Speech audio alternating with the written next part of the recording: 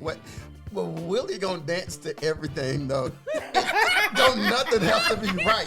Willie just go groove with you. But Willie was in there too. You couldn't tell Willie he wasn't on Soul Train. That's why he got through school. I was like, what is Willie was in there. Oh my, y'all missed it. I started the camera too late. What's up, everybody? It's your boy Tazz, and you're listening to or you watching the intro podcast. I have the cast with me. Sitting right beside me is the one and only Glennette. I love how you throw up the douche, you show your age. And we have the one and only Willie Beamen in the building. Everybody, thank you guys once again for joining us. We're just gonna jump into a topic because like last week, Lynette decides she has to leave us. But before we get into that and before she leave, I wanted to have this discussion. I was listening to The Breakfast Club. Again, y'all know I talk about them every single week. Charlamagne the God, DJ Envy, and shout out to Just Hilarious. She is back from this birth. Who? Just Hilarious. Don't worry about it. You'll learn about it later on. Because you shaking your head like you know who she is. And you don't have a clue. Oh my goodness. Troy, he's having a good time. Oh, Jesus. I'm high. Okay. I am. I got good drugs in me. However, today we are talking about, so in relationships, one thing that I can't say I've grown accustomed to because I just let them keep the ring. But how many people you don't propose to? I've been married 2 times. Yeah, that part. You just let them keep the ring. Keep it. I mean, hey, you. I mean, that's better than recycling it. You work for this ring. You can have it. You put some work in. Anywho, highway. The discussion has always been in a breakup after you've been proposed to whatever. Who keeps the ring? Well, according to the Economic Times, the topic of this particular editorial is who gets the engagement ring in the breakup. Court issues landmark ruling. Here's all you need to know. I'm gonna let you read it, Glenette, since you are the what's the word? The vocabulary is. That would be fine if I could see. Anyway, so what you want me to read? The synopsis? Yeah. So the Massachusetts Supreme Judicial Court has ruled that engagement rings must be returned to the person who originally purchased them, even when a breakup occurs. This new ruling overrules a 70-year-old law that tied ownership to the person deemed at fault in the relationship's end. How do we feel about that? Ooh. Go ahead, sis. Go ahead. Go ahead, sis. Being the only woman in the room. That's okay. As a matter of fact, yes, go ahead. So let me tell you something. I personally, if I'm breaking up with you, then I'm gonna give you your stuff back. Okay. Because I don't want it anyway. Okay. Now, but with that being said, if you're breaking up with me and you've proposed to me, maybe it was your mother's ring or your aunt's ring or your grandmother's ring, I'm gonna let you have it because that's a family thing. So I don't care how mad I am or whatever the case may be, you can have it. Now, if you haven't engaged yourself to me and I have proposed in front of my friends and my family, yes, and you have cheated on me, you have done me wrong, I don't care what the court say. They gonna have to catch me. Because I'm keeping the ring, I'm selling the ring, and I'm going on vacation. That part. I wonder what the law is here in Texas regarding that. Ownership is 9/10 of the law. Dang. So it's mine. Yeah. You know, I mean, but the fact of the matter is, all jokes aside, if it's a split and we've just decided that, hey, this is not something that we're going to do, you know, there's no bad blood, no harsh feelings. Here, take your stuff. Yeah. You know, take it. I would suggest you take it back.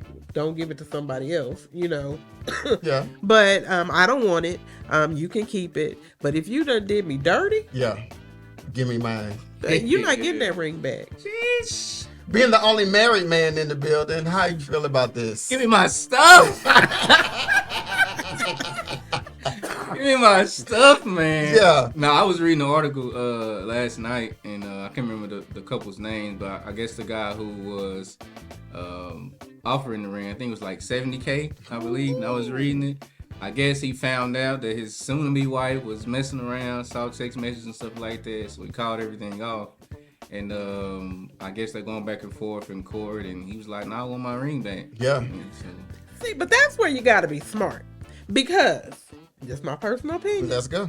If I have found out that you're doing some dirt on me, which means that I can't trust you anyway, which means that I know you're not about to give me this ring back. Yeah. Baby, I want to take your ring and I want to get it clean. I want to do something. I want to add a diamond to it. Get your ring. Be nice. Yeah. Get your ring. Then say, get out. Get your stuff. Get out of my house. Hey, I got it now. My question is though, what, in our own opinion, what does that ring symbolize? Because if I'm giving you this ring because I love you, and there's something about you that make me want to be this to you, because you done something wrong, does my love fade away for you? Yep. Damn. It depends on what you've done. Yeah. I mean, it depends on what you've done. There are things that will kill a person's love for you. Okay. If you have beat me, if you have cheated on me, those are deal breakers. Okay. For some people, they're not.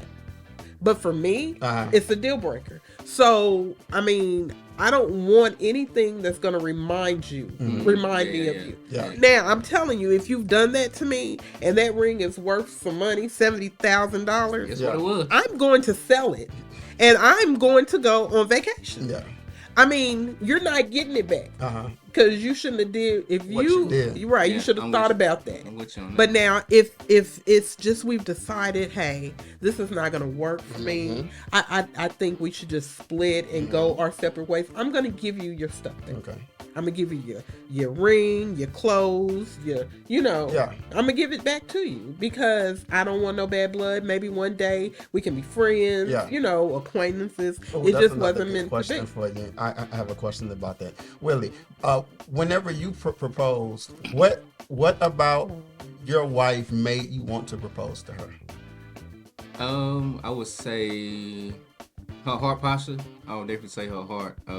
Most people know that there is a height difference in our relationship. No, I've never seen her. Yeah, you'll meet her. Huh? How tall are you?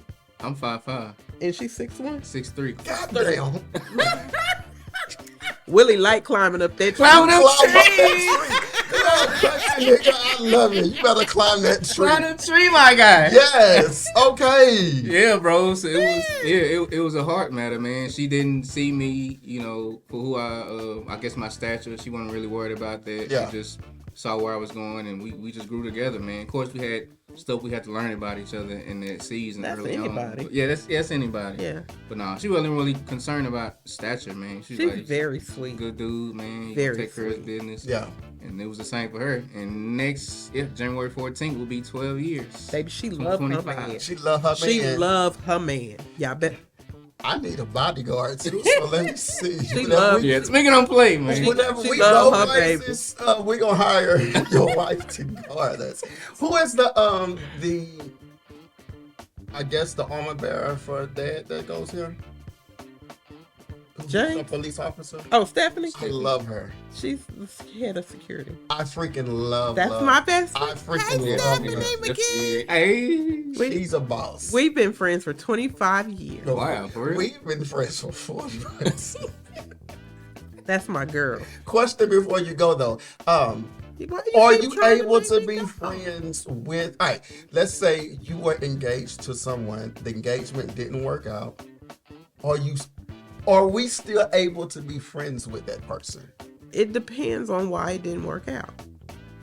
And I would say, you talking about me personally? Yeah. I mean, it depends on why it didn't work out. I mean, if it didn't work out just because maybe we were moving in different directions, you know, maybe we found out that we weren't vibing on the same level, then yeah, you know, I have no problems with you. Now, we ain't gonna hang out, eat dinner, and go on vacation together. Yeah. But I don't have a problem. I see you. Hey, how you doing? You know, you know. But now, if you broke up with me because you just didn't want to marry me, and then it's gonna take me a minute, you know, because if I'm the grass was green on the other side. Well, not even that, but maybe he didn't feel about me the way that I feel about him. Yeah. No, I can't be your friend right now. Yeah. You know, catch me in about 5-10 years. Yeah. So in relationships, I've come to learn in my little short 43 years of life. You are short. And communication is one of the biggest things ever that will either make or break a relationship. Did you get into your marriage knowing how to communicate effectively, not listening at her, but listening to her? I was horrible in the beginning, bro. My communication skills in the beginning was horrible because I really didn't see a healthy model of that. I was raised in a single parent home. Yes. It was me, my mother, and my sister who's 2 years younger than me. And then my mom and my pops got divorced when I was young. So I really didn't see a healthy marriage in my home. And so when me and Tamika got married at the age of 23, I'm trying to figure it out. Right. On the fly, man. I'm trying to find, you know, people who I can relate to in other marriages, and you know, I can glean from and get advice and wisdom. And so now that took time, fam. It took a lot of time. And it's hard to be something that you've never seen. Like if you don't have a healthy picture of a healthy relationship, you will get into like DJ Envy wrote a book and he was with his wife. And like for the first couple of years of their marriage, he couldn't please her sexually.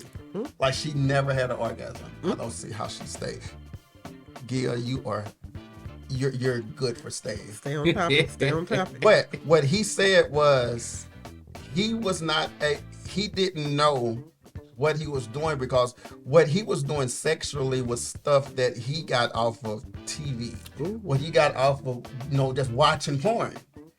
I think in communication in relationships, if we don't have a healthy example or any kind of example of what to do, we base it off of what we see that's made up. Thanks. And we go into it thinking, oh, this is what it is because this is how it worked on the Tyler Perry play. Right. So because Tyler Perry said that this is what it is, this is what it is. It's different things for different people. Thanks. So how important, Glennette, for you is conversation, like even before the engagement, just dating, getting to know, creating a safe space for him to be completely vulnerable and tell you the deepest, darkest fetishes or whatever.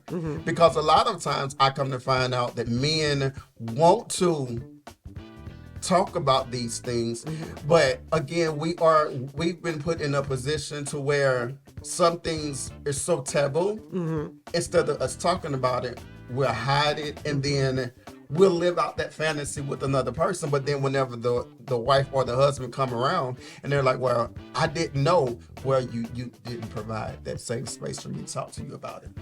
So let me say this, and I can literally say this from experience because I have been married and divorced, and I grew up in toxic foster homes.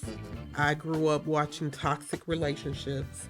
I grew up being in toxic relationships, and so one of the things that people do, especially in trauma-filled relationships, a lot of relationships that I was in were because we were co-traumators. Trauma bonds. You know, trauma bonds. We had, most of my relationships were trauma bonds. I can count on one hand, one finger, how many healthy relationships that I've been in. You see that? One hand, one finger. Yeah. And it wasn't until I'm in my 50s that I ran across that. Yeah. And so what I've come to realize is that everything that I've seen, everything that I know about relationships, I do the opposite. If I'm talking to my male friend, I realize that I can't talk to other people about what he's talking to me about. Yeah. You know, because it's a trust thing. Yeah. Can he trust me with what he says without me? You know, you have to learn how to fight fair. Yeah. You have to learn that you can't let your emotions take control of you when you're in an argument, because you're not going to agree on everything. Oh no. Right. You know, everything. And then I have to realize what's more important. Is me being right more important than his feelings? Is me having the last word more important than him feeling safe in our relationship? Yeah. You know, so that's how I had to learn. Yeah. I do the exact opposite of everything that I've ever seen, everything that I think I know is true, you know. And it's another thing of, what do you want out of a relationship? Yeah. You know, some people, I am a nurturer. You wouldn't be able to tell, but I am. Okay. I'm a giver. I love to make sure that the people that I love are happy, that they're comfortable. Right. So I will go, and I have to work on that, because I will go out of my way, even emptying myself of everything to make sure that the people that I love are happy and comfortable. People pleaser syndrome. Right. And that is a trauma. Yeah. That's a trauma thing. Yeah. Because I grew up where people would leave me at the drop of a hat. So, you know, I grew up thinking that if I'm perfect, if I do everything right, if I make sure everybody around me is happy, they're not going to leave me. Right. Which is not true. At all. You know, so I have to make sure that I have boundaries, but I have to make sure that I respect the person that I'm with, their boundaries. Yeah. And I have to love them, not how I want to be loved, but how they need to be loved. Yeah. And the only way that you can do that is if you sit down and you have those conversations. Yeah. And you got to do a lot of healing. Yes. A lot of healing. Speaking of the healing part, because it was so difficult, or you wasn't the best communicator, what allowed you to be able to have those conversations, or have the feeling to say, okay, because I know that you are going to be here forever, I can allow myself to slowly have these uncomfortable conversations, or just trust issues, like the whole 9 yards. What, as a man, what got you to that point to where you were able to say, okay, I can do this? It really just started, Tamika is a person that she creates that safe space, like we've been talking about here in the past couple moments. She's always been that person, man, to make sure that I have that space to be vulnerable, be transparent, without any rocks being thrown, without, judgment. Yeah, judgment. That's the word. Any of that, coming toward me. So throughout our marriage, man, she's always given me that space to share. If I gotta cry, I'll cry. If I gotta yell, if I gotta scream, if I don't understand, she allows me to get that out, man. And so that's one thing about, our marriage. And one thing that has allowed us to stand the test of time is our friendship. Yeah.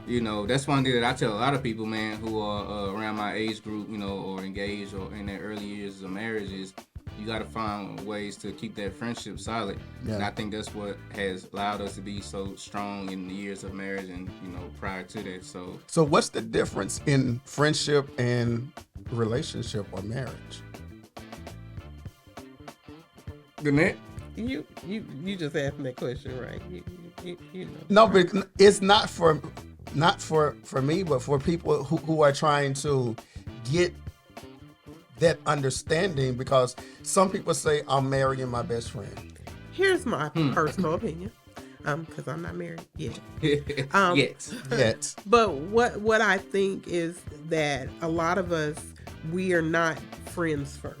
Mm-hmm. We jump into these relationships, situationships, sexual ships, but we don't have friendships, because friendships have got to be tested. A lot of times we meet somebody, we sleep with somebody, and now we with somebody. And we don't, I have to be able, I say Willie is my friend. Okay. And when I use friend, I really mean it, which means to me that it doesn't matter what he does besides betraying me. If you betray me, you're dead to me. Damn. Whew. Judas. That one, yes. Come on, Judas. But say Willie can't do anything for me. He can't. I mean, he literally can't do anything for me. That doesn't change our friendship. Yeah. You know, some people, they're in, that's my friend, that's my homie. But when I can't do anything for you, when I can't make you bigger, make you famous, make you whatever it is, am I still your friend? Yeah. If I fall, you know, Well, you still try to catch me, or you gonna let me just fall? Are you gonna cover me? Yeah. Because that's what friends do. You know, if he doing something, I'm gonna have his back. Yeah. But when we get back, Negro, you wrong for that. Yeah. You know, I'm the friend that's gonna hold you accountable. Yeah. And that's what friends do. Yeah. They hold you accountable. Yeah. They make you better. You know, there are two ways with people that you hang with. Either you're gonna come down to their level, or they're gonna pull you up to yours. Yeah. And before you kick me off the air, I'm gonna say, I know. I personally believe that you should never be the smartest person in your circle. Ever. I always You know, right. Your friends should be able to challenge you, and you should never just have yes people in your circle. Yeah. Somebody should be able to pull your coattails and tell you no. And that's the difference between me, me, when friendships and otherships. Yeah. That's good. That's good. That's really good. Yes. And the Bible says that real friends are born through adversity. And you gotta be a friend to have a friend. Everybody, this is your boy Tazz And Glennette. Willie Beamen. and this is the Intro Podcast. We'll be right back in just a second. Look at somebody and say, hustling is an attitude. It's a drive, it's a confidence, it's determination. It's not really just what you do, but it's how you do it. It's a never give up, do or die mentality. Hustlers don't wait for stuff to happen. Look at somebody and say, real hustlers make it happen. Yeah, hustlers don't let fear hinder their faith. Tell somebody God's about to awaken the anointed hustler on the inside of you. Hey, what's up, everybody? It's your boy Tazz, and of course, you are listening to or watching the Intro Podcast. And I have the one and only, the sis, the wife, the homie, the partner, the one and only Glennette. Have you ever been? Wait, you singing? Am I singing? Yeah. Oh no, I can't sing. No, but you were singing just now. No, I was humming. I got kicked out the church choir. What happened? Pastor Blair told me to sit down 20 years ago. And you never got back up. Never got back Pastor up. Blair, I want to thank you with everything in my spirit. And Glennette, thank you for listening to him in your spirit and your physical. Yeah, I sounded like a cat in heat. Can we have a taste of it right fast? Absolutely not. Oh my God, Pastor Blair, I'm gonna have you on the show so that you could talk about that 20-year ago experience with Lynette. Speaking of the Blairs, you got something that's about to pop off real soon. I do. With the one and only Zion. Hey, Zion Cristopher. So what's going on with you and Zion? So Zion has, he's amazing on his own. He comes from a very talented family, but on his own, he is amazing. He is an amazing singer, an amazing theater kid, you know? So he has taken on the audacious, I like daring. that word. Yes. He is helping me turn my book into a stage play.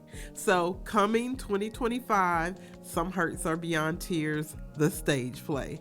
So, of course, we're going to talk about it whenever we get closer to the play. Do me a favor, turn the face me just a little bit so we can have some dialogue about this play.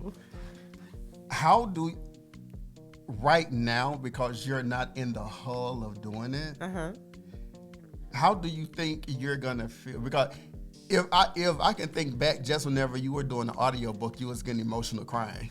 I know. In which we do need to finish that, by the way. How do you expect to feel, even in the casting, or just seeing the progression of how this play goes? Because this is a very emotional play. Yes, because it is so close to my heart. Yeah. Because it is based on real live events, things that happen.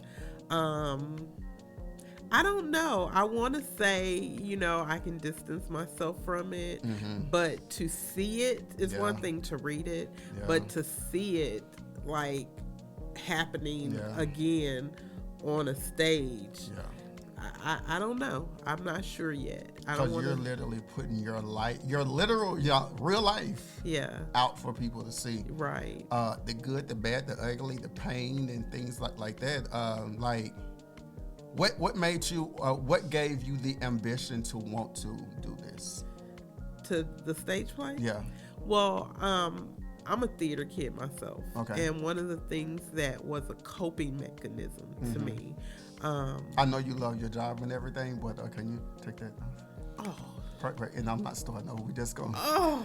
she been working. I'm sorry. I got here from She loved that 9 to 5. I don't blame you, girl, because I need a loan anyway. Listen, I don't have no money. Okay, well, let's go. And he's not going to start it over, y'all. I'm really not. It's okay. Anyway, one of the things that I said that I wanted to see when I wrote the book is I wanted in book form. I wanted it on a stage, and then I wanted it on a theater screen. Yeah.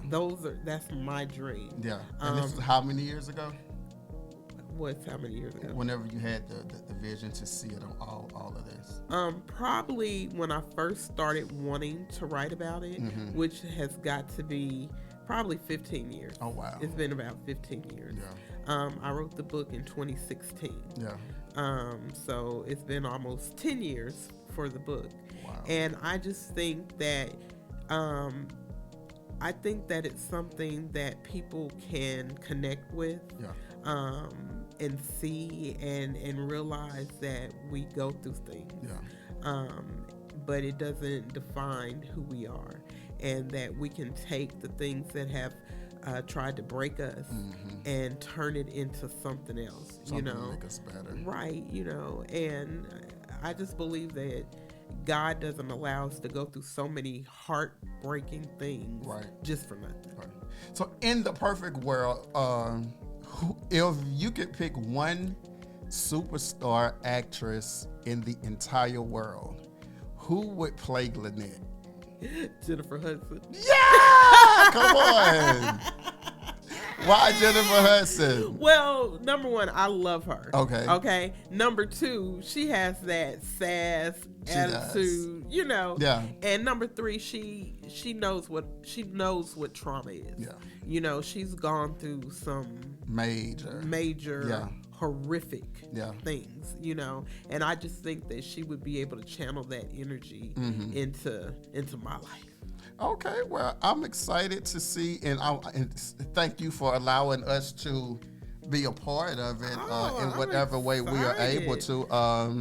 Some big things is really about to happen really, really soon. Yeah. Y'all, do me a favor, y'all know me. I'm not gonna edit this, but Willie is calling. We'll be right back. Sometimes it's the way you handle trouble. Yeah. That makes people look at you and say, there's got to be something about him. Got to be something about her. What's up, everybody? It's your boy Tazz, and you are listening to or watching the Intro Podcast. I'm joined with the one and only Willie Beamen. What's good, family? What's going on? Everything is everything, man. Thank y'all for coming back to this segment of the show where, I call this Brother Talk. I'm just going to give it a name. This is Brother Talk. Yeah. Man, what's going on? What's up, bro? How you feeling? I'm feeling. I've been going through it, but I'm feeling. Hey, you you still here, brother. I'm still here. You're still breathing. You're still moving and shaking. Hey, one day at a time. That's what they always tell me. One thing, I forgot who it was that preached the message recently at the church, but the bulk of the message was, I went through it, but I survived. Probably Pops. Probably Pops, man. And that's where I am now. I've gone through it again, but I survived, and I'm just excited to be able to say that I survived, because I know a lot of people. For those of you who are watching or listening that don't know what happened, the 26th of last month, I experienced being a victim of a hate crime here in Dallas, and I know a lot of people who have went through those situations, and a lot of them didn't make it out. I've seen news where a lot of people from the community were actually beat to where they literally died. Yeah. So whenever I look at that and I look at where I am now, regardless to what I feel pain-wise or whatever, at least I'm able to feel pain.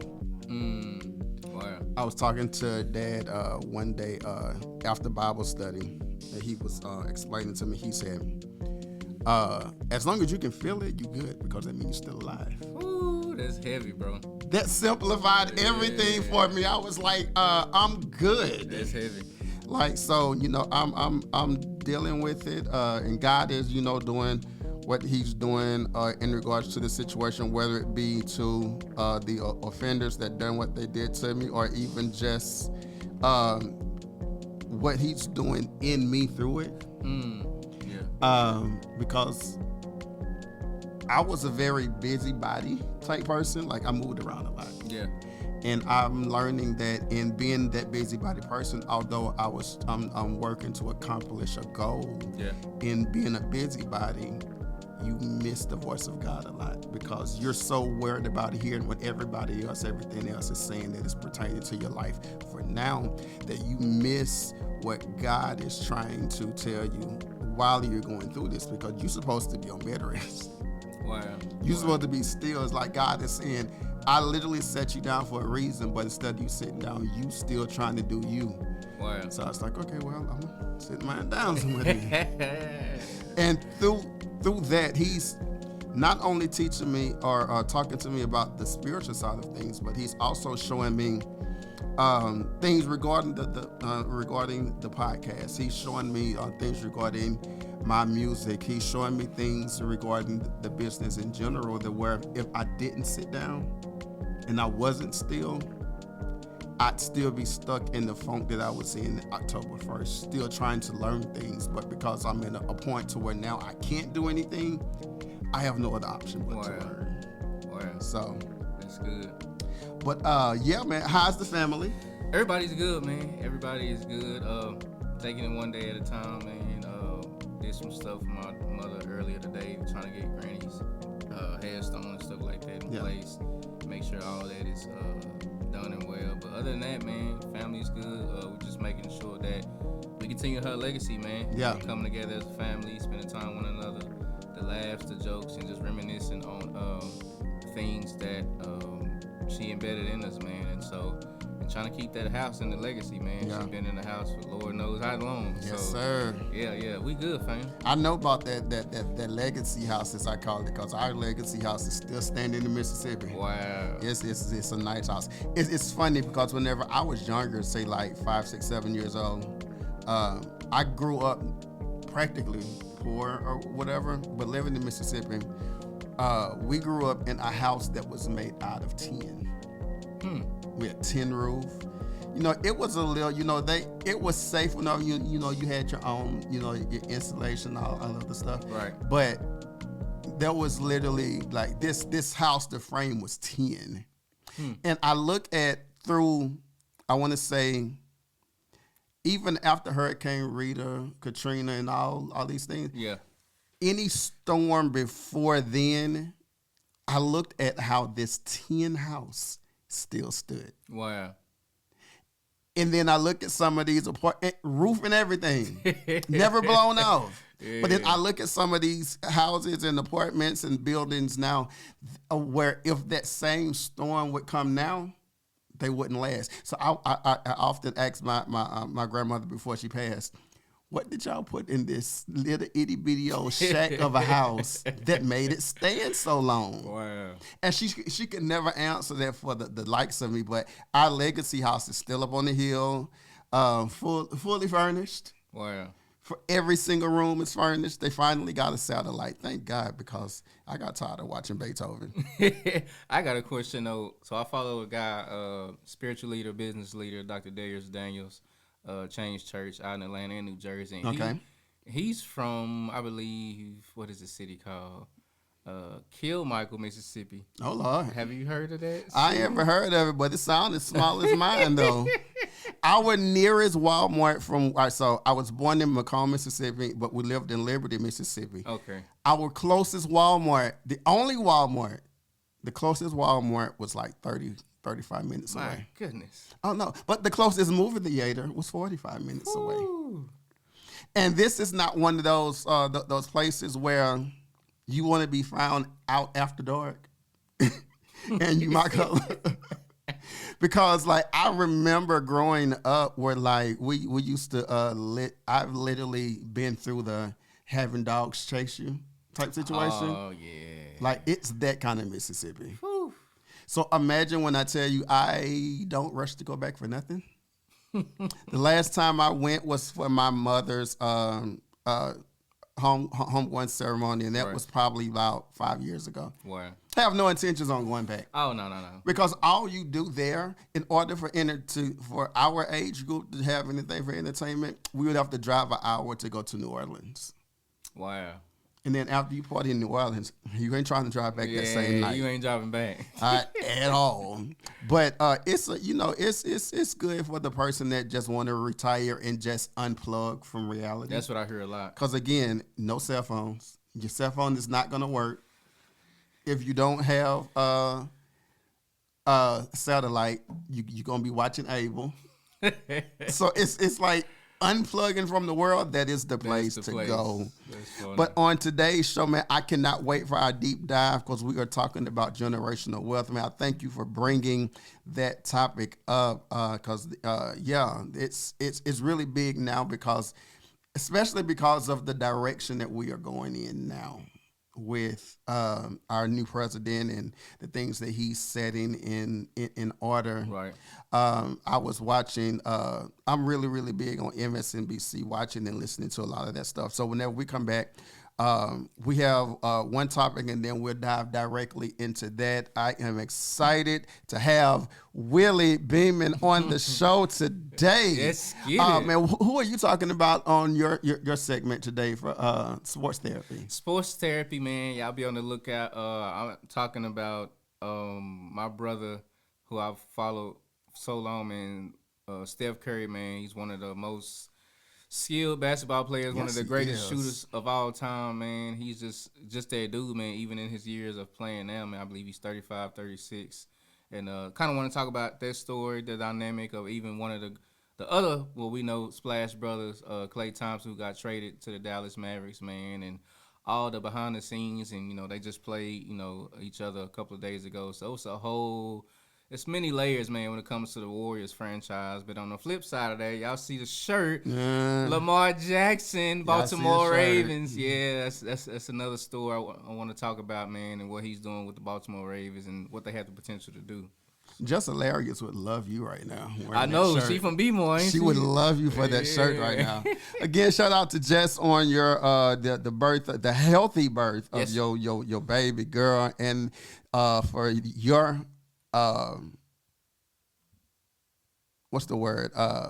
Your healthy birth also, because we know that the mortality rate for black sisters having babies, is not always the best. Yeah. So God covered you on that. As a matter of fact, let me go on a rant about Just Hilarious right fast.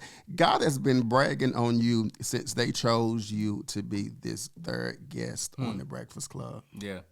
Like right after she got chosen for that, it seemed like God just started lining things up for her as if this is her ordained time for everything that she's getting. Wow. And it's amazing how whenever you are in that part of your life where it's your time, there's nothing that no one can do. Oh no, absolutely. To take it from you, because I know there were a lot of people. I listened to the Breakfast Club for that whole entire year, where they were bringing in different guests who were probably better or probably more qualified. Right. But because I guess it's just her time, God said, I'm going to let all these people pass by, get all the accolades and everything. But because I want to brag on you, because something is about to happen with you and in you that's more that you, my favor is going to work in your life. So I'm just waiting for them now to announce whenever she get engaged, because I mean, yeah, I love just hilarious. It's time to get married, girl. Chris, it's time to get married. Propose to my sister. This is your boy Tazz and Willie Beamen. We'll be right back with the intro podcast. The first thing is I reject the thought. I just plain out reject it. When that thought enters my mind and tries to lure me into a negative place, an emotional thought stronghold, I reject it. No more than if I don't want to eat something in front of me and I push the plate away, I'm rejecting. No more than I reject if someone is mistreating me and I'm in an environment, I can reject that. The same way I can reject these thoughts that come from a dark place. The second way is I fill my mind with the right information, with righteous information that I get right from the Word of God, or from words that are influenced by the Word of God, casting down the arguments and everything that exalts itself against the knowledge of God. I replace it. It's as if I had a cup of red Kool-Aid and I'm just not feeling red Kool-Aid. I empty out the glass and then I refill it with what I want. I empty my mind of the things that aren't good for me, that aren't useful, that aren't productive, and then I refill it with what is. And then the third thing is to speak the scripture out loud. Speak the word of God. Speak therapy. I'm using the power of speaking what God has to say about every situation. Joshua 1:8 tells me about it. It says, this book of the law shall not depart out of thy mouth, but thou shalt meditate therein day and night. Thou mayest observe to do according to all that is written therein. For then thou shalt make thy way prosperous, and then thou shalt have good success. It starts in the mind.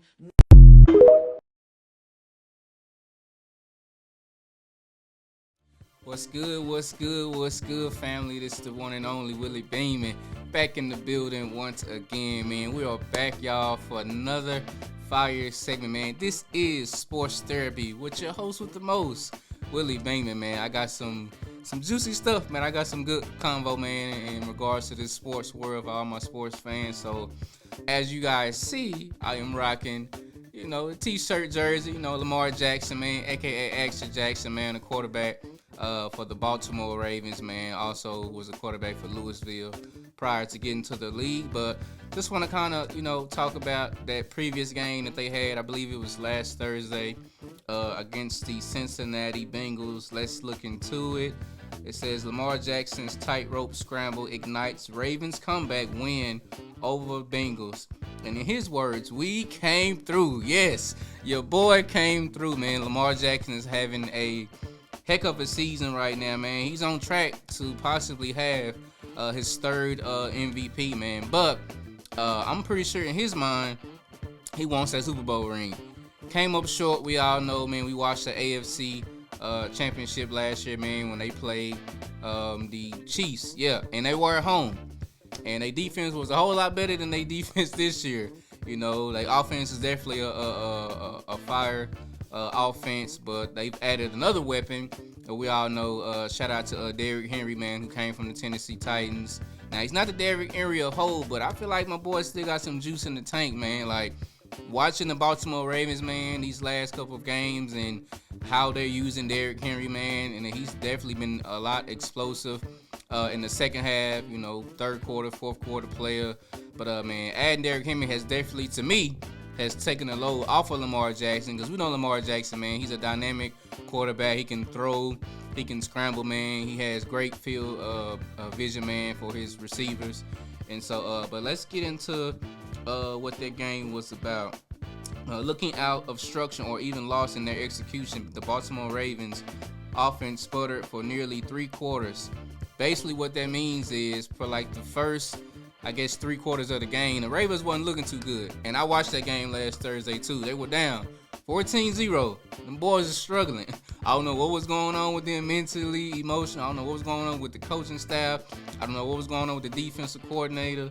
But them boys, they were struggling, man, in that first half. Jackson scrambled 20 yards back from the line of scrimmage before dancing in, out and around would-be Bengals tacklers along the sideline for one of the most spectacular 10-yard runs you will ever see.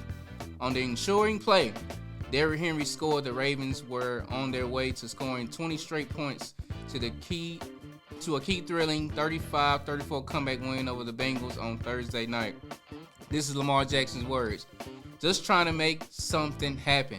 That's all it was. Jackson said of the scramble that came with the Ravens trailing 21-7 and igniting a Ravens rally. I was going to try to throw the ball away, but when I turned, I just had room, so it was like I just get as much yards as I could.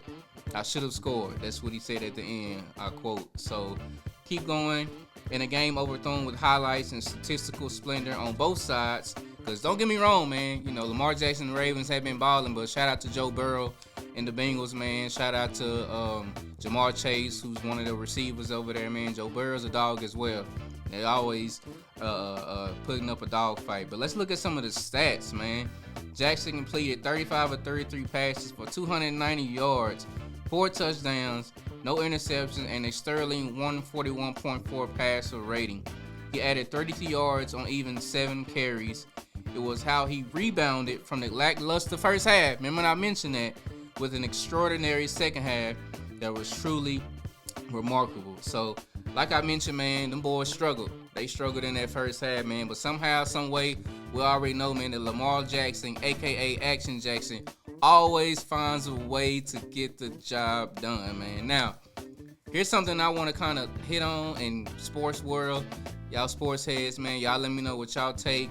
I remember watching probably last week, I think it was Shannon Sharp and Stephen A. talking about, can Lamar Jackson continue to lead the way even though the defense is not where it's supposed to be? I believe that's what the question was. And in my mind, I don't believe so. I believe the defensive coordinator, I can't remember his name, they have to find better ways, man, to make sure that they're efficient. Making sure that they're stopping these high-powered offense. Because if they come across the Kansas City Chiefs again in the AFC Championship, man, I don't believe Lamar Jackson will have the ability to carry them. Yeah, they have a great offensive powerhouse. They got Derrick Henry. They got Zay Flowers. They got Humphreys, I believe. They got some weapons, man, on the offensive side. They defense need to step up, man, and they don't have the ability to be trading blow for blow with the Kansas City Chiefs, man, who are undefeated right now in the AFC, man. Them boys are 9-0. Shout out to Patrick Mahomes, man. Shout out to Kelsey. They just added DeAndre Hopkins, man. So I just believe, man, they gotta make some changes, man, on the defensive end if they really want to knock out the Kansas City Chiefs, because that's been their kryptonite. They were at home last year. They had one of the best records. They had one of the best defenses. But when Pat Mahomes came, man, and them boys came to their home, they put them boys on the couch, man. Put them boys fishing on their own couch, man. So hopefully, man, I don't just want to see Lamar Jackson, man, get an MVP. I want my boy and his squad, man, to get over the hump this season. I'm rooting for y'all, man. I'm rooting for you, Lamar and Jackson, man. Hopefully you guys can make some adjustments to get over the hump, man, and get a Super Bowl. And going back to the defense, as I make a shift to my next topic, I haven't seen a high-powered Ravens defense since, we all know, the Ray Lewis days. If anybody watched football, everybody know who Ray Lewis is, man.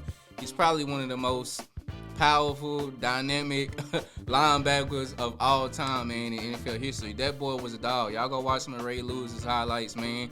He didn't play with you. He talked noise, but he also backed it up, man. Ray Lewis was definitely one of those guys that will put you on your feet. Put you on your feet, man. Him and Ed Reed, man, with that Ravens defense back in, I want to say, the early, mid-2000s. But hopefully, the defense that they have now with the Baltimore Ravens, man, can make some changes so they can get over the hump. And my boy Lamar Jackson, man, can get his first Super Bowl ring. So we rooting for you, my boy. We rooting for you. Let's make a pivot on to my next topic. I definitely want to talk about this, man. We're gonna transition to the NBA world because that's my baby. You know, that's where I watch the most of. But I love sports in general. But let's kind of talk about these Golden State Warriors, man. Let's talk about these Warriors, man. Shout out to what they are doing right now. I believe their record is 8-2, I believe, 9-2, somewhere around there. And the one thing I'm most surprised about is I didn't think they would be as effective considering Klay Thompson had left the Warriors. You know, we had free agency here in the offseason. You know, there's big players, you know, who has longevity, who has the skill set, who's put the work in. They searching, they testing the waters, man. They trying to see what team is a better fit for them, for their family, the city, all these different elements, man, when it comes to the NBA. They trying to figure it out, and us in the basketball world, we could see that Klay Thompson, man, was not happy, you know, in his latter season, man, playing with the Golden State Warriors. You can just see some of the games. You can see his demeanor, man. He was definitely not excited, you know, enthusiastic to be on the court. No disrespect to his bros, you know, Draymond Green and Steph and all the other guys. Shout out to the coach, Steve Kerr. No shade to them. We just saw, man, different demeanor from Klay, and he wasn't himself in the latter part of his career, man. But he definitely helped the Warriors, man, in their championship run, man. Those guys are brothers, and I believe they will always be brothers. I'm mentioning Klay Thompson, Steph Curry, and Draymond Green. I believe that they will always be brothers, man. They will always be family. Them boys, you know, got it out the mud together. And going back even to the coaching point of this, I think a lot of us don't give credit when credit is due, because when these guys were drafted to the Golden State Warriors, the coach at the time was Mark Jackson. And I believe a lot of us, man, don't give credit to Mark Jackson, man, for building that foundation and allowing the Warriors to have this dynasty that they had over these past couple of years, man. No knock to Steve Kerr, man. No knock to Kerr. He's a great player. He's a great coach, man. We know him in those 90 days playing with Michael Jordan with the Bulls, playing with the Spurs. We know he's a great player, and he's, you know, paved his way to be a great coach. But I still want to give flowers, man, what flowers do, man, to my guy Mark Jackson, man. And hopefully one day he gets a coaching opportunity, man. I don't know if that's something that he wants to do. I know he's been in the media world and still giving his 2 cents on, you know, teams and coaching and all of that. But hopefully, man, they can give Mark Jackson an opportunity, man. But let's kind of dive in. Steph Curry, you know, here recently, I think it was a couple days ago, the Warriors and the Mavericks played. Like I just mentioned, Klay Thompson got traded, you know, to the Mavericks, man, to start a new leaf, to turn over a new leaf, man, and to start a new chapter.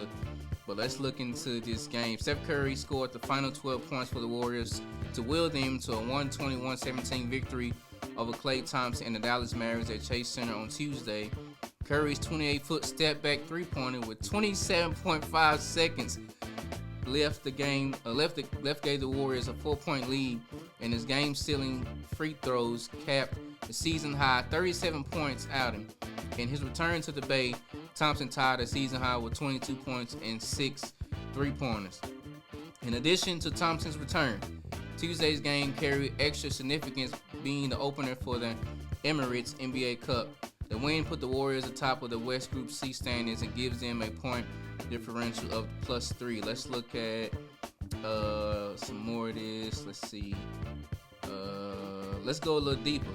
So, like I mentioned, Klay Thompson was traded, and I remember watching Steph Curry's post-interview after the game, after they beat the Mavericks, and he was talking about, you know, his relationship with Klay Thompson. Even in the offseason, talk about the relationship that those guys had. And we already know them to be the Splash Brothers. Those two guys, man, are 2 of the greatest shooters we've ever seen, man, in NBA. Of course, we probably can argue it. You know, we got the Reggie Millers of the world, man. We got the Ray Allens of the world, who were dynamic three-point shooters. But they all had different styles. But I still believe they will still go down as 2 of the greatest shooters in NBA history, man. Klay Thompson and Steph Curry, man, a.k.a. the Splash Brothers. So I want to kind of get into the tribute video that they had for Klay Thompson, man. I watched it yesterday, last night, and I even got emotional. I got emotional watching it, man. You know, I felt like I was a fan. I felt like I was in the bleachers just watching it, man, and them giving Klay Thompson, you know, his credit, man, because he was a part of that dynasty, bringing forth championships there. And so let's get into that. Klay Thompson poured in 13 years of legendary moments with the Warriors organization, and Tuesday was his first game back as Chase Center since his departure to the Mavericks. Making his way to the visiting locker room for the first time, Thompson was greeted by hundreds of Warriors employees wearing captain hats. That was one of his nicknames, Captain Klay. The employees tipped their caps as he entered and cheered. When Thompson came out for warm-ups, there were more cheers from Dub Nation, whom also donned the hats that were given upon entering the arena. Right before tip-off, the Warriors shared their tribute video for the four-time champion, which prompted a standing ovation, and Thompson acknowledged the crowd with smiles and waves, man. Yeah, I think that was definitely something that was probably memorable to him. I'm pretty sure there was a lot of emotion even for him in watching that tribute video, soaking it all in, taking it all in, seeing the fans taking it all in with him, seeing his brothers on the other squad from the Warriors taking it all in, man, just as a community, man. I'm pretty sure that was something that he'll always cherish, man. So shout out to Klay Thompson. And as I put a wrap on this, I kind of want to talk about their relationship between Steph Curry, Klay, and Draymond. They were the core of the Warriors. You know, you had the other added pieces that play with them, Andre Iguodala throughout the years, Harrison Barnes throughout the years. You got Andrew Wiggins, who's coming up right now. You got Kuminga with the Warriors, who's a young dog that's coming up right now. You got Gary Payton Jr., Gary Payton's son, who was a dog that's playing well with the Warriors right now. So none of us expected the Warriors to be on track the way they are now. But let's talk about their relationship. In the first game against his splash brother, Steph Curry, fittingly took the defensive assignment against Thompson. Now, mind you, that's a mismatch. We know Klay Thompson is probably about, I would say, 6'8". You know, Steph Curry is probably around 6'1", 6'2"-ish. But Steph Curry wasn't going to have it, man. He wasn't going to allow them to come to to the Warriors arena, man, and take a defeat. Thompson, feeding off the energy in the building, took Curry straight into the post for the first possession, drawing a foul. Curry was quick to respond, draining a three-pointer over his outstretched arms and pointing at him with both hands, smiling. Draymond Green got into the act a couple minutes later with a three over Thompson from the right corner. Thompson got going in the second quarter, hitting back-to-back threes to extend the Mavericks' 16-2 run. However, Curry went again, responding with a crafty and one-hand layup over Thompson and stared him down. These three competitors have done so much winning together in this league, and their competitive juices flowed throughout their first head-to-head NBA matchup, man. So if y'all haven't seen the highlights, man, go watch the highlights. That was a heck of a game, man. Curry putting it out on the line, Klay putting it out on the line. Brothers who grew up playing with the Warriors together, man, got drafted, you know, to an amazing franchise, man. Now they're opposing, you know, enemies on the court. I'm pretty sure they still brothers and, you know, rocking and rolling off the court, man. But shout out to what they're doing, man. Shout out to Klay Thompson, bro. I pray that you have a successful career, you know, with the Mavericks. From what I'm looking at, man, it seems like you're happy. Seems like you're getting your joy back. Seems like you're getting your flow back. Seems like you're getting your rhythm back, man. So I just hope and pray that the Mavericks use you the way they need to use you, man. And you guys can potentially get back to the NBA Finals, man, because they came up short, we all know, last year to the Boston Celtics. And even for the Warriors, none of us expected the Warriors, man, to be doing what they're doing right now. We thought that there would be a deficit of them taking the back seat because of the loss of Klay Thompson.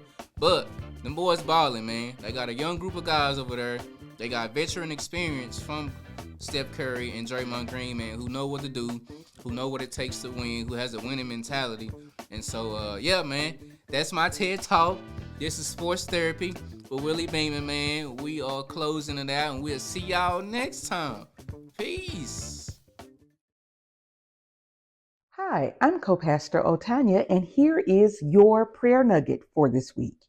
Today, I want to talk to those of us who are struggling to be consistent in prayer because we do not understand the mystery of prayer according to 1 John 5:14 through 15.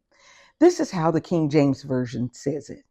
And this is the confidence that we have in him, that if we ask anything according to his will, he hears us. And if we know that he hears us, whatsoever we ask, we know that we have the petitions that we have desired of him. I like the way the New Living Translation says it. It says, and we are sure of this, that he will listen to us whenever we ask him for anything that is in line with his will. And if we really know that he is listening when we talk to him and make our requests, then we can be sure that he answers us. Thomas Edison, who was a prolific inventor, is recorded as having said this: "We don't know 1,000,000% of anything. We don't know what water is. We don't know what light is. We don't know what gravity is. We don't know what electricity is. We don't know what heat is. We have many theories about these things, but that's all that they are. However, that does not prevent us from using them." Many people who don't know God pray, but they are not seeking God's will in prayer, but conversely, they are trying to use him or whoever they conceive him to be to get him to do what they want. But can I tell you that biblical praying is not us trying to talk God into giving us what we want, but rather it is us submitting our will to his will. It is us praying like Jesus taught us in Matthew 6:10. Your will be done on earth, even as it is in heaven. So let me offer you some relief. There is so much about prayer that we may never understand, not even in this lifetime, but it should not prevent us from using it.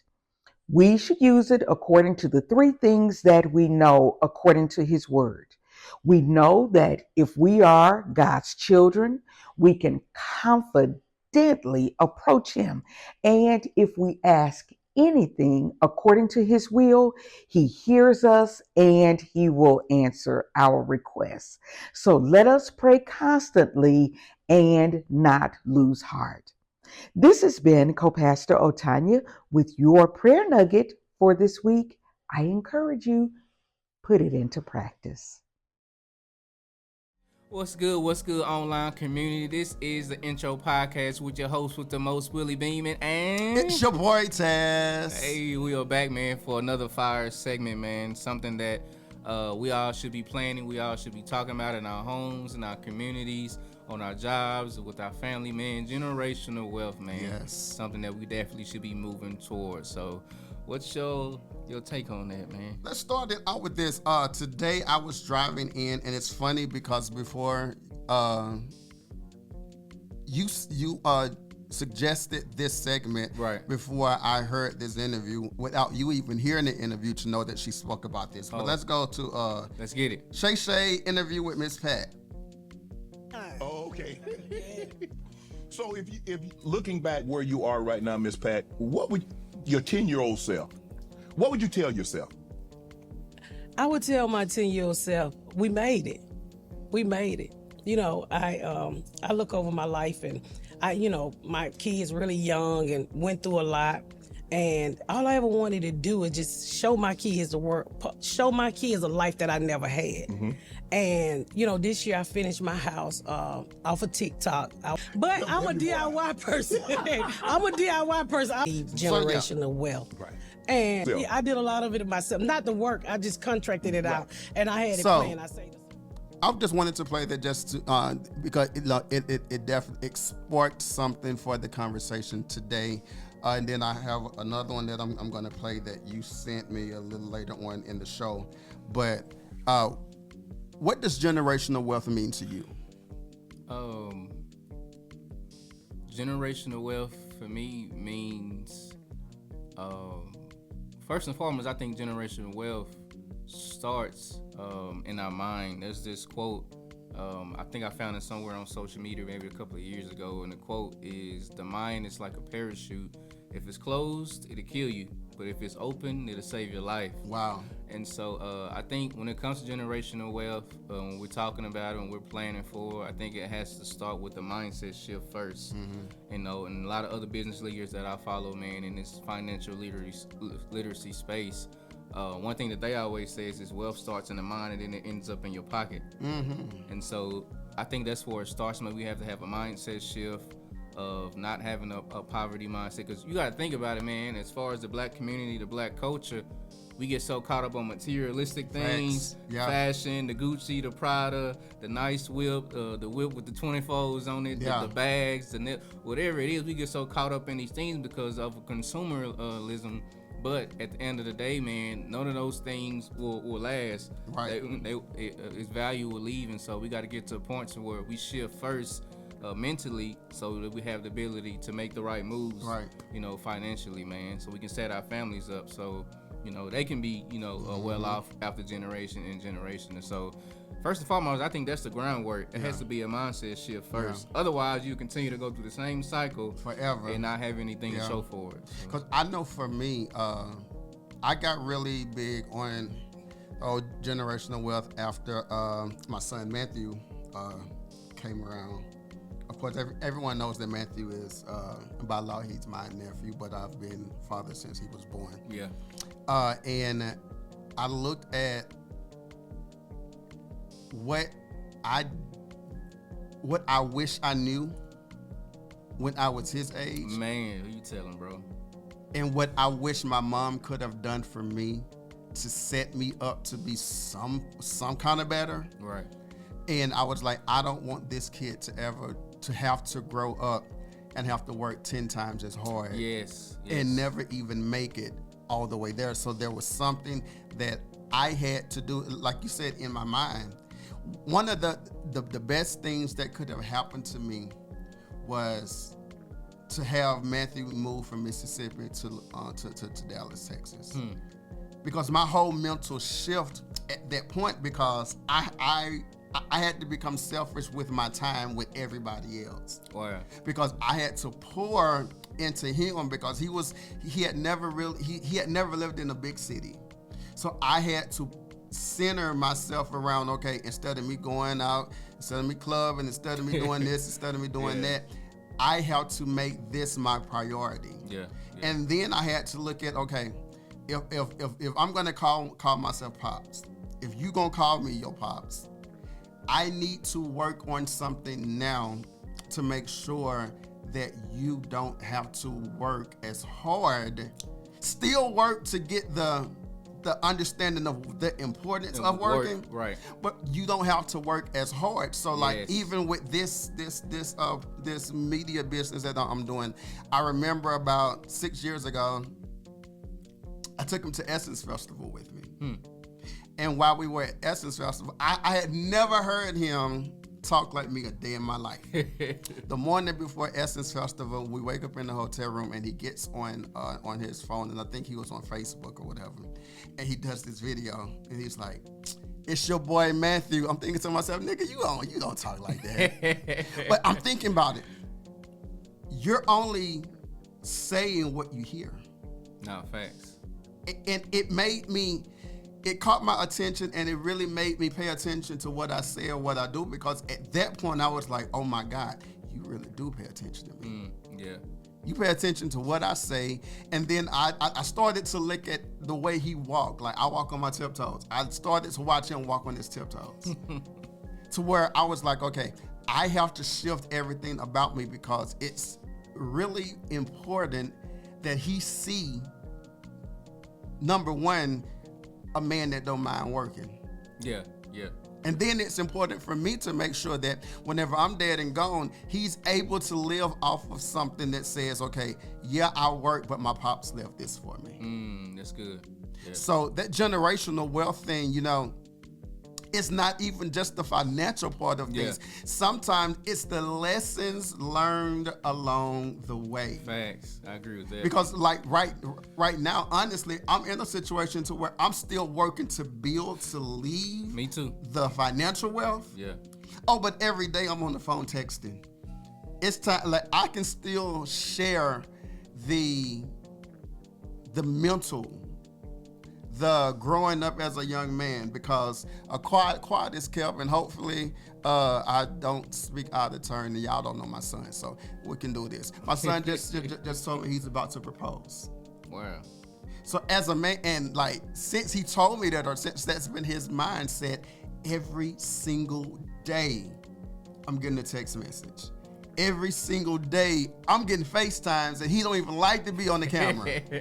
But it's like he's asking questions because he understands that I'm about to get into a part of my life that I know nothing about. Yeah. Dating is one thing, but whenever you have to wake up and smell the same breath every day for the rest of your life, I need to learn lessons, and I've literally been able to talk to him and share with him the fact that you don't know everything.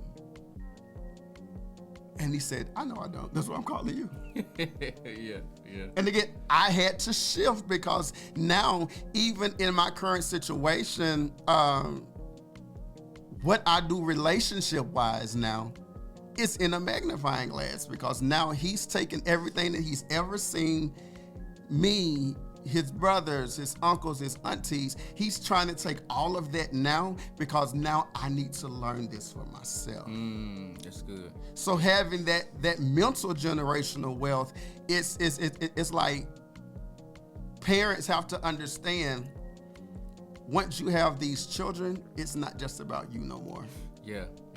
Everything that you do, it's about what your child sees and what they grow and learn to do. What's one of the things that you have, whether it be from a parent or just a mentor, but somebody that poured into you to where you have been able to take their lesson, but whenever you get your son, you get your daughter, you're going to actually teach the same lesson to them? I would probably say one of my business coaches, man, Rigel Mathis, man. That's my guy.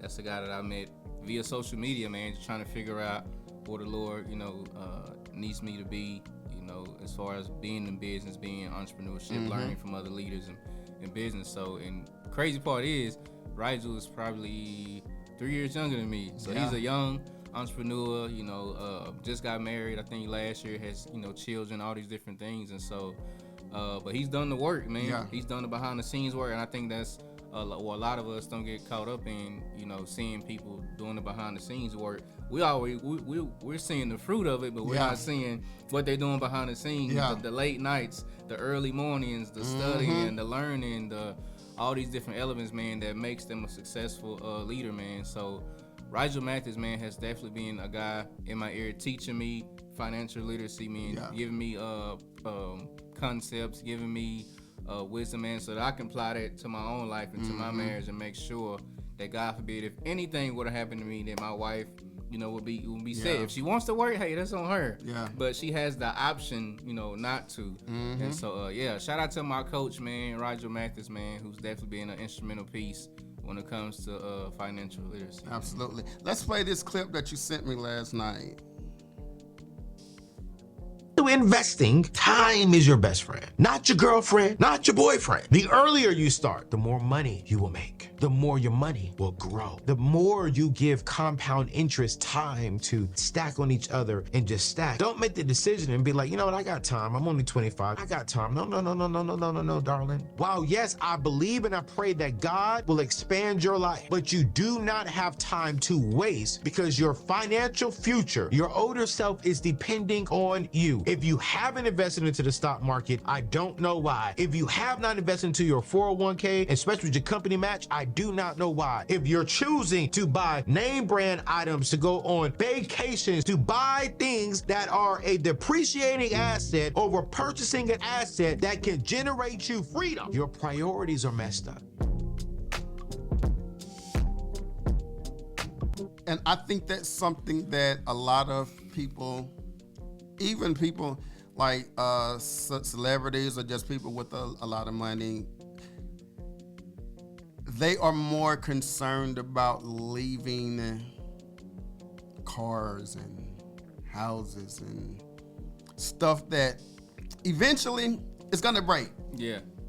As opposed to teach a man to fish, he'll eat right now. No, if you give a man the fish, he'll eat right now. Teach him how to fish, he'll eat forever. He'll eat forever.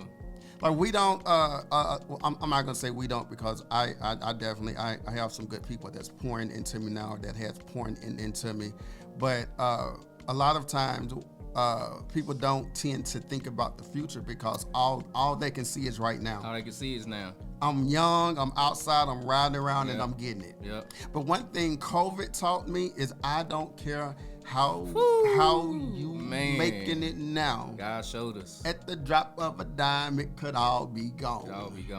And you have to have something to fall back on, because one thing, it was a blessing and a curse if the government wouldn't have decided to bail some people out.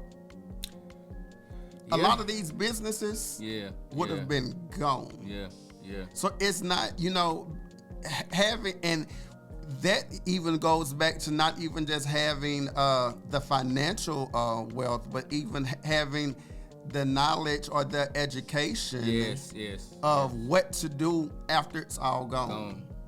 Like for me, I know what to do with money.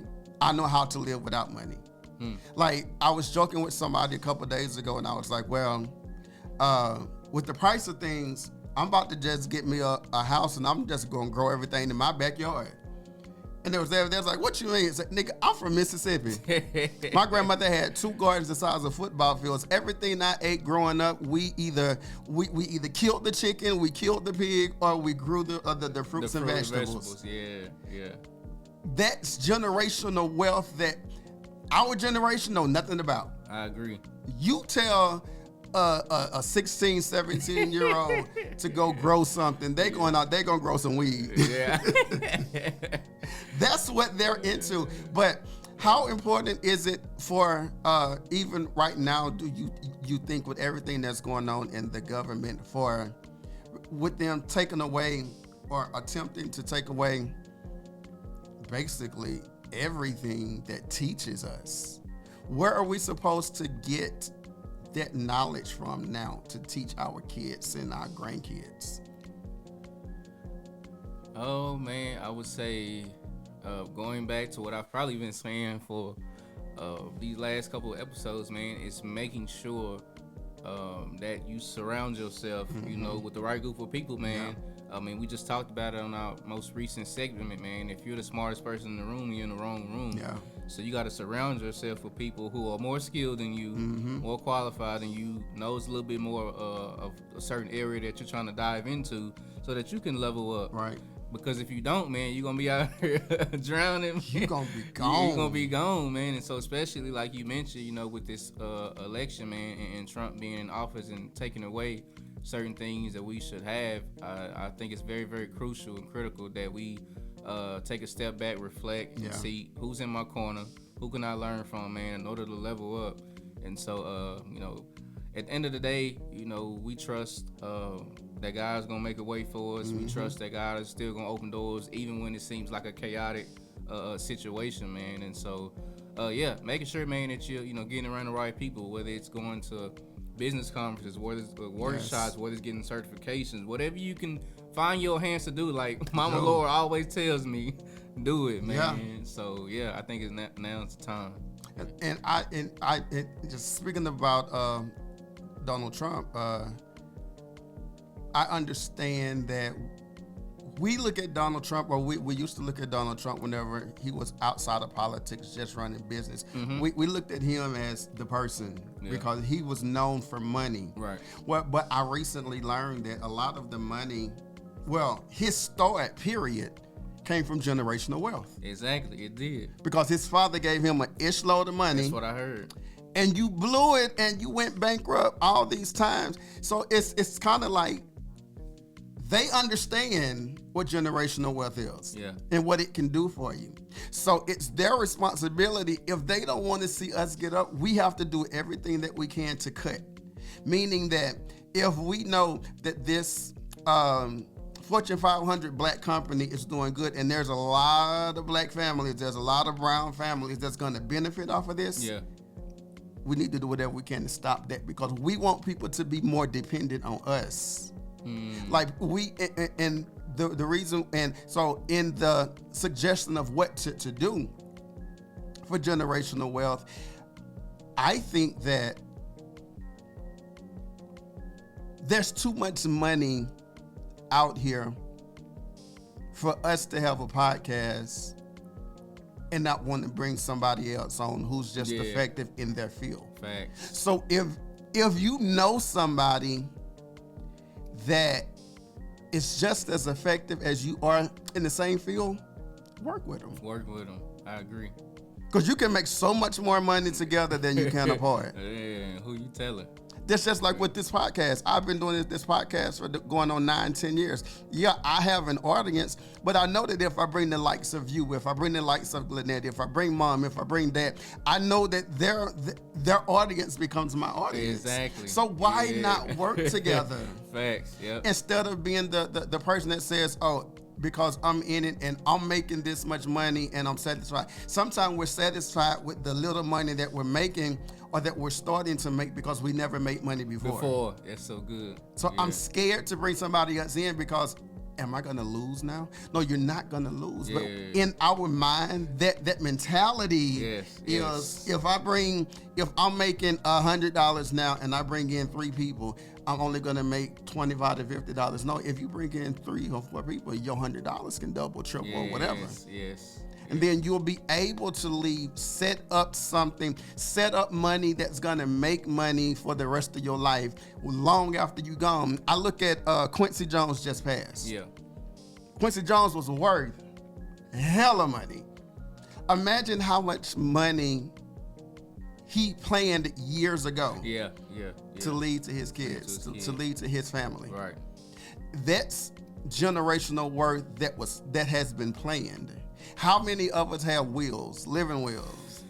That's another good conversation to have. Because it don't matter how much money we have now. Whenever we're dead and gone and our kids and our kids' kids are fighting over who gets what. I just had this conversation with my people. Yeah. Like, it makes no sense. That's why having that plan is something that's very important and it's something that's needed. But in our community, a lot of people don't necessarily have plans. Don't necessarily have wills. Yeah. We have money. We can buy our kids everything they want now. Right. But after we gone, our kids then have to fend for themselves. And because they've never had to do it before, they don't know how. Yeah, I totally agree. And even us being on this topic, man, you already know, but most people who are listening that's gonna watch this episode, I do work in the realm, of helping people, making sure that they're financially set. God forbid if anything were to happen, especially when it comes to life insurance, man. That's something that, I specialize in, I can help. And I want to get to a point to where us as a community, man, we're not so reluctant to rely on the church to help us. God forbid if something were to happen, you got to go get the fish plates and you gotta do the GoFundMes, all these different things, man, because we didn't take the time to probably prepare our family. God forbid if something were to happen, man. So yeah, man, that's something that I still have a heart and a passion to do, being in that field, man. I've learned so much, man, about the insurance industry. Learned so much about a lot of these companies, man, that are ripping off families. I learned so much about how life insurance works, the fine print in policies that we don't read over and we just sign and feel like we're doing our family a justice, but most of the times we're not. And so, man, yeah, that's something that I still have the leadership and the love to do, man. Because one thing that I tell people all the time, being in this industry, I don't really see myself as a salesman. One thing that I always say, my mantra is, I don't sell life insurance, I teach and educate life insurance. Yes. There's a difference. Yes. I can put you on game, I can give you the education, I can teach you how these things work, but at the end of the day, it's up to you whether you want to implement these things to your family. So, yeah. And that all leads into the generational wealth, because whenever I sit down and talk to you and you give me the plan, it's up to me to see the beauty or the worth in it, invest in it, and know that my people are taken care of for the rest of their lives. Exactly. Everybody, this is your boy Tazz. And Willie Beamen. This is the intro podcast. We will be right back with sports therapy with Willie. I can't wait to see what he got up for us on today. We'll be right back. Yes, sir.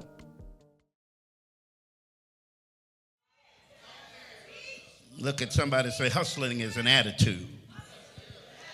It's a drive. It's a confidence. It's determination. It's not really just what you do, but it's how you do it. It's a never give up, do or die mentality. Hustlers don't wait for stuff to happen. Look at somebody and say, real hustlers make it happen. Yeah, hustlers don't let fear hinder their faith. Tell somebody God's about to awaken the anointed hustler on the inside of you.